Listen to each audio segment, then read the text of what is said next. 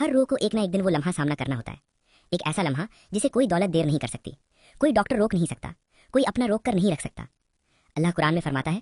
پھر کیوں جب روح گلا تک پہنچ جاتی ہے اور تم دیکھ رہے ہوتے ہو اور ہم اس سے تم سے زیادہ قریب ہوتے ہیں لیکن تم دیکھ نہیں سکتے، تو اگر تم سچے ہو تو اسے واپس کیوں نہیں لاتے؟ جب کمرہ بھرا ہوتا ہے اور گھر والے بستر کے پاس کھڑے ہوتے ہیں، روح اٹھ رہی ہوتی ہے، سینہ تنگ ہو جاتا ہے، گلا بند ہو جاتا ہے، آنکھیں ایک جگہ جم جاتی ہیں، کسی ایسی چیز کو دیکھتے ہوئے جو کوئی اور نہیں دیکھ سکتا۔ سب لوگ وہاں موجود ہوتے ہیں لیکن اللہ کے فرشتے کمرے میں سب سے زیادہ قریب ہوتے ہیں، گھر والوں سے زیادہ قریب، ڈاکٹر سے زیادہ قریب، دل کی دھڑکن سے بھی زیادہ قریب، پھر بھی ہم انہیں دیکھ نہیں سکتے۔ فرشتے وہاں ہوتے ہیں نہ بات چیت کرنے کے لیے، نہ وقت دینے کے لیے، بلکہ لینے کے لیے، جو ہمیشہ اپنے خالق کی طرف لوٹنا تھا۔ وہ لمحہ ہوتا ہے جب کنٹرول کا ہر دھوکہ ٹوٹ جاتا ہے، وہ لمحہ جب اللہ انسانیت سے پوچھتا ہے، اگر تم سمجھتے ہو کہ زندگی تمہارے قابو میں ہے تو روح کو واپس لا کر دکھاؤ، لیکن کوئی کبھی نہیں لا سکتا، کیونکہ زندگی کبھی ہمارے ہاتھ میں تھی ہی نہیں۔ ہماری ساری سیلف کانفیڈنس، ہمارے سارے پلانز، ہماری ساری سیونگز، ہماری بحث، ہماری انا، سب ختم ہو جاتا ہے۔ نبی صلی اللہ علیہ وسلم نے اس لمحے کو بیان کرتے ہوئے فرمایا، جب روح نکالی جاتی ہے تو آنکھیں اس کا پیچھا کرتی ہیں، صحیح مسلم۔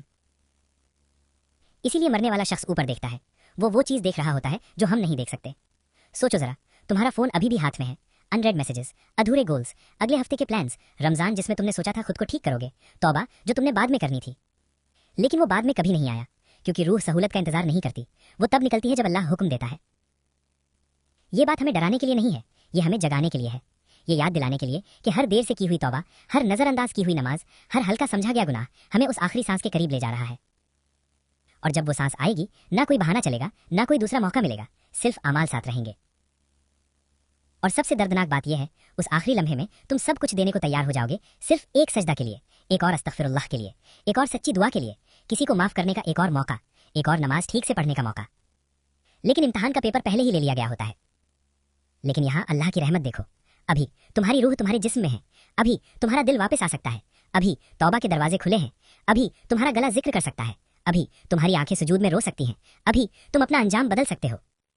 آج اللہ کی طرف لوٹ آؤ، جب تک لوٹنا ممکن ہے، اس سے پہلے کہ روح گلا تک پہنچ جائے، اس سے پہلے کہ فرشتے صرف تمہیں نظر آنے لگیں، اس سے پہلے کہ گھر والے بے بس کھڑے ہوں، اس سے پہلے کہ حقیقت بالکل واضح ہو جائے۔ اس لیے دیر ہونے سے پہلے اپنی صلاح ٹھیک کرو، اپنا دل صاف کرو، سچی نیت سے اللہ کی طرف واپس آؤ۔ اللہ ہماری آخری سانس کو ہماری زندگی کی سب سے خوبصورت سانس بنا دے، کیونکہ جب وہ لمحہ آتا ہے، امتحان ختم ہو جاتا ہے اور ہمیشہ کی زندگی شروع ہو جاتی ہے۔